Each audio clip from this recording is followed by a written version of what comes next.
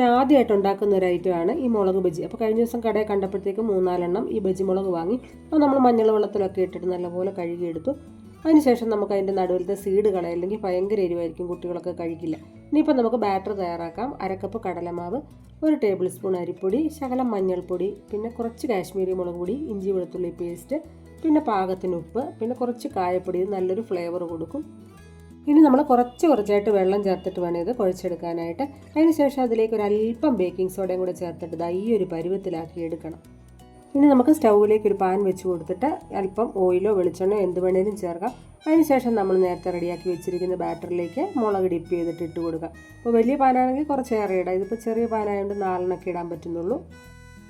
ഇനിയിപ്പം നമുക്കൊന്നും നോക്കാനില്ല, മീഡിയം ഫ്ലെയിമിൽ വെച്ചിട്ട് തിരിച്ചും മറിച്ചും ഒക്കെ ഇട്ടൊന്ന് ഫ്രൈ ചെയ്തെടുത്താൽ മാത്രം മതി. ഞാനിപ്പോൾ ആദ്യമായിട്ട് ഉണ്ടാക്കിയതായ കാരണം ആ ബാറ്ററിൻ്റെ തിക്നെസ് ഇച്ചിരി കുറഞ്ഞു പോയി. അല്പം കൂടി ബാറ്റർ കട്ടിയായിട്ടാണെങ്കിൽ കുറച്ചുകൂടി നല്ലതാണ്. എന്തായാലും കൊള്ളാം, ടേസ്റ്റ് അടിപൊളിയായിരുന്നു. ആദ്യത്തെ ബാച്ച് കോരി മാറ്റിയതിന് ശേഷം നമുക്ക് അടുത്ത ബാച്ചും കൂടി ഇട്ട് കൊടുക്കാം. അപ്പോൾ അത് ഇത്രയേ ഉള്ളൂ, നല്ല അടിപൊളി ടേസ്റ്റ് ഉണ്ടായിരുന്നു. ഞങ്ങളിപ്പോൾ ഈ ടൊമാറ്റോ കെച്ചപ്പ് കൂട്ടിയാണ് കഴിക്കുന്നത്. ഇതിനൊരു ചട്നി റെഡിയാക്കുവാണെങ്കിൽ അതിലും അടിപൊളി.